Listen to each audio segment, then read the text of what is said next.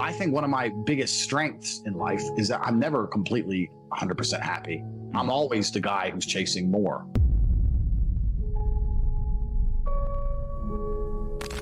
There's no such thing as becoming anything of worthwhile without adversity. There's no other way.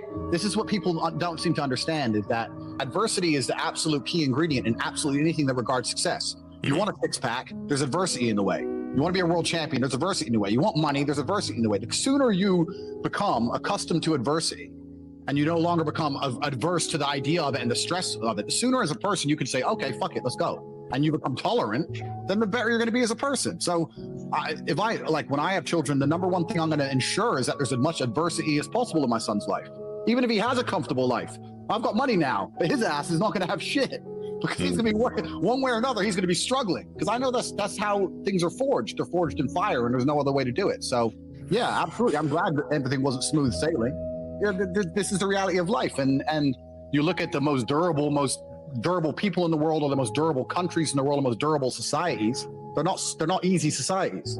No, that's how people survive. I had a lot of important lessons from my dad in the days I lived with him, but one of the things he was very, very good at, he had a few fundamental themes throughout our when we lived together throughout my childhood, and one of them was about excuses. So if I lost a chess game, for example, there was a chess tournament. It was 7 hours drive. We drove 7 hours. We stayed up all night. I stayed up with him. I played chess in the morning. I lost. I only had 2 hours sleep. And when I lost, I said, oh, because I was tired. And my dad made a very big point of saying, look, it doesn't matter if you were tired. Your excuse has fucking nothing to do with the win or the loss next to your name. You've lost now. No one's going to say he lost, but he was tired. They're going to say you lost. And this is the truth about excuses in general. Any excuse you can fabricate. Nobody cares. The universe doesn't care. Did you win or did you lose? Life is binary. Did you survive or not? If you come at me and say, oh, I'm fat because X, Y, Z, the girl in the club isn't going to be like, oh, well, he's out of shape, but it's okay because X, Y, Z. You're just fat. It's binary. Life's binary. So you have to make a conscious decision. Excuses don't exist. They don't have any weight. They don't matter to anyone else. So why should they matter to you? And as soon as you realize that all that matters is the result, and you have to be binary about your decisions, then you're going to start throwing all that crap away. And I understood that from a very, very young age. So even when I was a teenager in England and I decided I wanted to be successful, I didn't sit and go, I want to be successful, but I'm in a single room in a homeless hostel, single mother. I just knew I wanted to be successful. People are either going to view me successful or not. They're not going to care about anything else. If they're not going to care, I didn't care. It didn't enter my mind at any point. I didn't let it cloud my vision, if that makes sense. It never entered my mind. This is my situation. This is my scenario. So I have to do what I can do, and that was it.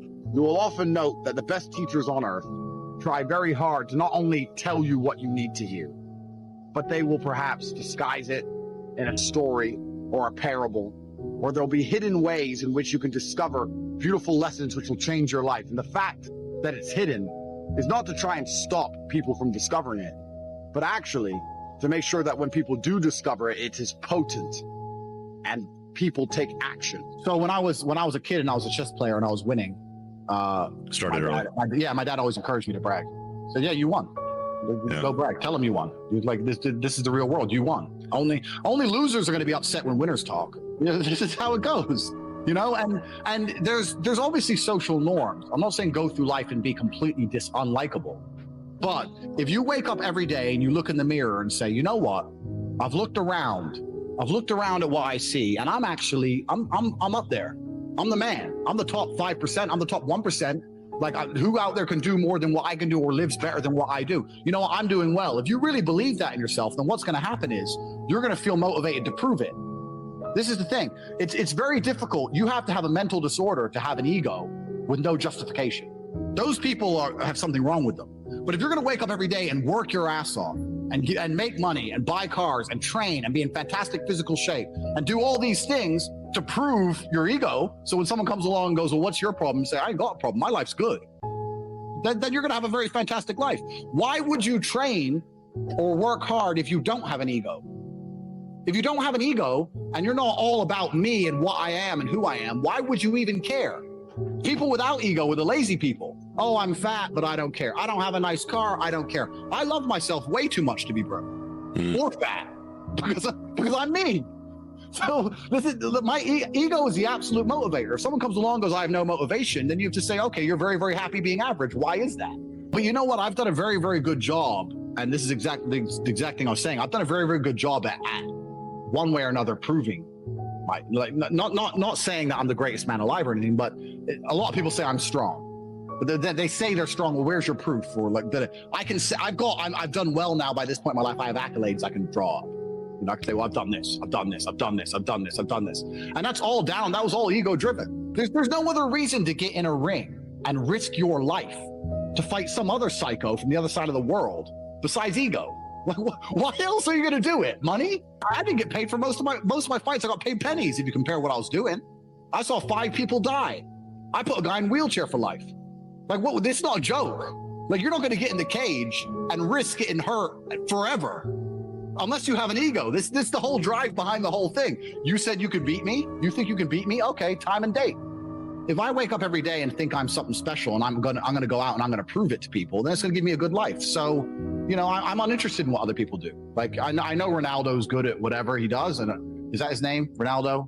Whatever. He's a good football player. He gets paid a bunch of money. He's good. Whatever. I don't care. He doesn't pay my rent. Like, I'm so uninterested. And I know it's obviously that's kind of counterproductive because as a professional, I relied on people caring about me fighting.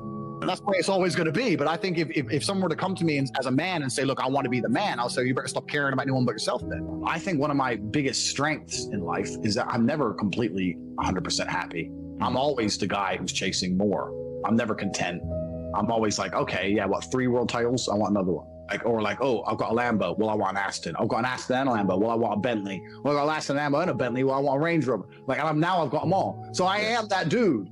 So, and a lot of like me and my brother is probably one of the biggest ways we're different. He's not that guy. Tristan is much more content and laid back than me. I'm that guy who's always like, give me more, give me more, give me more. I've always been that way. Even when I was a kid, I was always that way. And I don't know, I've had some events in my life, some small events, which are just ingrained in me. I think it's a combination of things. I think one is that being a fighter, you sense your own mortality more than other sports. Like, if you're a normal guy living a normal life, you don't feel any different at 22 as you did to 30. Sure. As a fighter, you feel it. You're like, wow, I'm getting old. I'm 32 now, and you're like, I can't do what I did at 23. Yeah, I am getting old. And then you start to think, okay, well, in 10 more years, I'm 43. Like, you know, like, and you start to realize that it's not about how long you live. For me personally, it's about how long you're young for. You know, those are your best years. Those are your prime years. Yeah. So I'm the guy who's like, I want it all. I want a helicopter and a boat and all these cars and loads of chicks. I want to go everywhere. I want this. I want that. I want that. And I've got some stuff, but there's a whole bunch of stuff I don't have. So I don't know if I'm ever fulfilled. That doesn't mean I'm miserable. I'm certainly not happy. I'm a happy person. Sure. Because I don't believe in unhappy. I think unhappy is situational. And if you change your situation, then you're going to change how you feel about it. I also believe that you can control your mind if you really try. The only thing, my friend, I'm telling you now, the only thing we have control over on this planet is our own state of mind. You can't even control your own health. You can go to the gym every day and still have a brain hemorrhage and die at random. You can have a heart attack like Bruce Lee. You don't know. You can't control the weather. You can't control anyone else. You can't control the planet. You can't control nothing. One of the only few things on this planet you can genuinely control is how you feel in your mind. You need to be sitting there waking up going, you know what? I have to conquer this. I'm not going to give in. It's down to me. And I'm going to control my own brain. You need to close your eyes, breathe in and out for an hour, and slowly generate some happiness from somewhere and resist. Resist it. The truth about it now, especially at the current point I'm in, there's a lot of suffering involved in my brand. Like, it's quite difficult to just get a nice car and get some money and say all these motivational things. It's motivation, and when you're speaking to try and fire people up, a lot of that comes from a place of pain. And I'm fortunate enough to have had enough negative experiences that I can articulate in a way that make people understand it. I had a really interesting conversation actually with a guy. I think it's another podcast that's going to come out, and he was a psychotherapist and he wanted to psychoanalyze me, and it was quite interesting. And he asked me quite a similar question, and I tried to explain to him, I am very, very sure I could speak to psychologists for the next 1,000 years. I know myself because I've tested myself. Yeah, and I know myself absolutely, and I know who I am and what I'm capable of, and I have absolute faith in myself. I have absolute faith in Andrew Tate, not only Andrew Tate, but Andrew Tate of the past and Andrew Tate of the future. So even if I look back on my life where I made a wrong decision, I have faith that at the time I believed it was the right decision to make. And also, I have faith that if I buy 9 supercars and somehow my businesses mess up and I run out of money, I have faith that Andrew Tate of the future is going to pull something off. He's going to do something. That he's that guy. So it's like, I'm not really afraid of anything as long as I get to be me. As long as I get to be me, I'll pull it off. I'm one of them. I know I've got the skill set. I'm one of them dudes. I'm a survivor, you know, because I never sit around and cry about situations. It doesn't matter what happens to me. I know I'm going to find a way. So I'm not really afraid of anything. I have zero fear of going broke. I have zero fear of anything. Like, it doesn't even, none of that even crosses my mind. I'm completely combat ready at all times. I've actually been quite fortunate in the fact that my social circle is probably one of the smallest in the world. And that's because it's my brother. It's usually the best. That's 85% of my social circle. And that's a superpower within itself. Like, a lot of people ask me how I ended up red pilled and all this stuff about girls. And I said, because I wanted to be with my brother. I didn't want to be with some chick. Let's go watch TV. And I'm like, no, me and Tristan are busy. We're riding motorcycles and training and driving cars. And I don't want to. It's boring. So that was one of the reasons. So he was always with me 100%. I have a lot of old friends and stuff who are all of a sudden like, oh yeah, I've always wanted to go to Romania. I'm like, no, you didn't. Nobody wants to go to Romania. No one wanted to go to Romania until they saw me on the internet. And they see what I'm up to, and they're like, okay, now people want to go. Before me, it was a completely forgotten part of the world. So I do get a lot of that, but I mean, I'm to the point, man. I'm really not one for social norms. I'm to the point. If I think someone's trying to, take advantage, or I know they're trying to play games, it's very easy for me to say that I'm not interested, whatever. It is what it is. I have a very good life I live with my brother and my cousin. There's 3 men. We're all here. We're doing the same things. We train every day. We work every day. We make money every day. Between us, we've got 10 or 15 girls, and that's it. Like, I don't need any more than that, really, in many ways. I have my old kickboxing coach and a few people I've been to war with. Besides that, I keep my circle small. I don't really look. This is another point that goes on from what we were saying earlier. The more validation you can find from yourself and from your own achievements, the less validation you need from outside. If you need a big group of friends to feel happy, you need to ask yourself why. Like, I can be alone in a room with no cars, no money, nothing. I could be alone in a room and I know I'm the man. I've done it. I've been afraid. I've done sleepless nights. I've done broken bones. I've done it and I've been through it. I did it anyway and I won. So I'm happy regardless. So I don't have these big groups of, you see these rappers and they get all these idiots around them and all this. That's not going to happen to me. Never in a million years. Yeah, the fact that me and Tristan we're in a homeless hostel from an early age, these little things all add up, and we just have this relationship where we've always worked together. If you put 2 or 3 full-grown men in the same room with the same goal, you'd be amazed what gets done. You'd be amazed if you take 2 or 3 men and they all wake up in the same place and they say, you know what, we're gonna get strong, and I'm gonna be stronger than you. And the other one goes, no, I'm gonna be stronger than you. So all right, then let's go. You give that a year. It's good. Yeah, you give that a year and you see some strong men. Maybe you're not the strongest of the 3, but you're certainly stronger than you were when you started. Men are born to compete. This is what we were born to do, and it's been removed from life. There's no competition. And if you start to compete and you brag about it, you upset everybody. Well, welcome to the real world. I love the idea. The idea. I wish I lived with someone who could kick my ass. Every morning I spar these two and I school them. I'm jealous. They're jealous of me. I'm jealous of them. I want someone who can beat me. The competitive element is the fire of being a man. This is what's going to make you happy as a man. All the time I get messages, how do I be happy, Tate? I'm like, it's because you're not competing. You're not conquering anything. You're not doing anything. You need to go out and conquer the world. This is what men were meant to do. We're combatants. We're supposed to be out sailing the 7 seas and raiding countries and stealing wenches, and we're not doing none of that. You need to replicate it somehow in your life. And this is the problem with the whole space, is that I get the same thing you probably do. People come to me and ask for advice, and I just sit there and I look at their long message, and I sit and I know for a fact they're full of shit. Men build their value. There is no reason why every man cannot be in good physical condition, unless they've decided not to be. So you can't come along and say, oh, I really want girls, and you're fat. No, you can't, because if you really wanted them, you wouldn't be fat. Like, you're not trying. And there's no hacks in life. You're not going to hack your way to the top of anything. Maybe you'll win the lottery or something. There's the odd rapper who's a complete moron with a low IQ who becomes a multimillionaire. That's fine. But for most of us, there's a grind involved, and there's no easy way to the top. So completely agree. There's no reason why every single man couldn't go to a fight gym, and that's going to teach you more about life. Getting punched in the face will teach you plenty about life. Men build their value. So if you're supposed to be a leader of men, then you need to have at least built some value within yourself. That's what I believe. So if you're going to say I'm an expert on how to live life as a man, that's fine. Then you should have some tangible assets so you've built yourself. I'm not saying everyone has to be rich, but physical condition is an easy one, I guess. It's a very easy one. Like, if you're a leader of men, why wouldn't you be in shape? Like, there's no reason. We have men out there that claim to be leader of men, but get out of the shower and they look down and they can't see their own Johnson because their belly's in the way. Yeah, this is what I mean. So it's very, very difficult for you know, for me as a person to adhere to that kind of mindset. Like, I've always been a leader by example. That's how I believe you should lead, and I try and do my best by showing things. And especially as a man, if you're going to build value and you're going to teach men to build value, you need to be building value yourself. One more point: it correlates more also with my worldview. My worldview is that excuses aren't important, and there's a whole bunch of people in the manosphere who are complaining about the way things are, as opposed to just finding a way to win. Mm-hmm. The rules of the game are the rules of the game. Like, women are this way, okay? So, like, well, I don't think you can change it. Like, don't you just want to find a way to win somehow? Like, women are a certain way. So, but your primary focus should always be on yourself. So if you look at these day game guys, I always give shit to the day game guys. If they were to spend all that energy they spent walking around the mall, going up to every single girl they see in the gym or building a business, they wouldn't have to go around the mall going up to every single girl they see, because they'd have some value. So certainly your energy should go into yourself. But yeah, if you see a hot girl, go talk to her. I don't think females should be the focus of your life. I think females are a complement to your life. You know, I don't think it should be the one and only focus. If you wake up every day, how do I get a girl? How do I get a girl? How do I get a girl? You're going to struggle. I wake up every day, still to this day, and I go, okay, I have to train. Okay, I've done training. Okay, I need to make some money.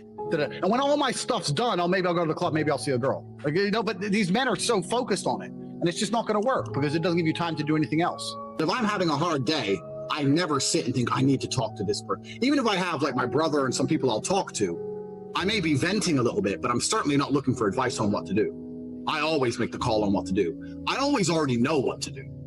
I don't go to anyone for support. I don't turn to people for support. I don't turn to my woman for support. I think one of the main reasons I have such a fantastic relationship with females is because I never ask them for that shit.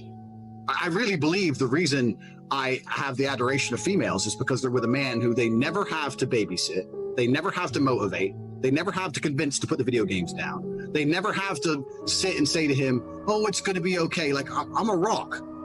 My life's great and it's on track with or without you. And I'm fine all the time. And when I have huge problems, because they do come up, I don't even mention it to my women. Because what can a woman do anyway? I mean, what, I'm mentioning it to her to feel better. I mean, she can't fix my shit. So I wouldn't even, if let's say I lost $3 million in a day, which has happened before, I didn't even tell my girl. What's the fucking point? What am I looking for? Sympathy? Sympathy ain't gonna buy me money. Ain't gonna put the money in the bank. So what the fuck? So comfort? I don't say again. Comfort? Do I need that shit? I don't know. I need my $3 million back. That's what I need. Like, I'm a solutions-based man. You tell me who I can talk to about getting my money back, and I'll talk. I didn't talk to my chick about it. She was, yeah, no, I'll make you a coffee, dear. The thing ain't gonna fucking help me. So I don't turn to people for support or comfort. I don't. And I know that makes me extremely rare as an individual. And it's not something I'm not trying to brag or put on like a brave face and be a tough guy or something. It's just not how I'm conditioned. I believe that all of my problems are going to be fixed by me. That no one else is going to wake up and give a fuck about my problems the way I'm going to give a fuck. Nobody else is going to be prepared to go through what it takes to fix them but me. If I'm in the ring getting an ass kicking, not my coach, not my corner, not my fans, no one's going to get me out of there alive but me. It is me. So I turn to myself. If I have a problem, I'll sit in silence on my own. I'll turn to Andrew fucking Tate, and he said he'll get it done. Because I don't. That's really how I am. When I used to see fast cars when I was young, it used to ruin my day. It used to make me angry. I'd be walking to college and I'd see a Ferrari and I'd be like, how does he have 300 grand for a car? I haven't got $30 in my pocket. That's all my money in the world. Like, I felt like there was a whole reality that I was missing. There's some kind of hack. Because even then, at age 15, I remember this story very specifically. I'm walking to college, me and three of my friends, we see a Ferrari.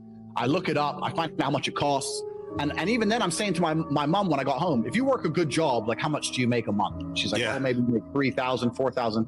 I'm like, that still won't buy that car. Like, how did this guy get that car? It didn't make sense in my mind. And I think that's one of the key elements to things like success in cars and stuff. If you really want it, you'll find a way to get it. If you don't really want it, you're not. You'll find an excuse. Yeah, you think of an excuse. I think a lot of the reason people don't like cars is, well, they'd love cars if they could buy one, but they'd rather pretend they don't like them because they don't believe they're ever going to be able to afford one. Most of you are going to end up exactly where you're heading. You have a path laid out in front of you, and it's pretty clear where it ends up. You're going to be a normal guy. You're going to have a mediocre life. average, maybe above average. And that's fine, right? Because everyone has a normal life. And being normal or average is just failing so like the other people around you that you don't see it as failure anymore. The truth is, as the world becomes more competitive, naturally it becomes more polarized. There are going to be more ultra rich and more ultra poor. As things get more difficult, it's just lower the barrier for what normal is. It is getting more and more difficult. Normal is no longer acceptable. And most of you, truthfully, are on a path to normal. Most of you are too lazy and too arrogant to put in the work and listen to the people who know and genuinely humble yourself and grind the way you need to grind to make any of your dreams come true. Start to actually consider the life you're building for yourself.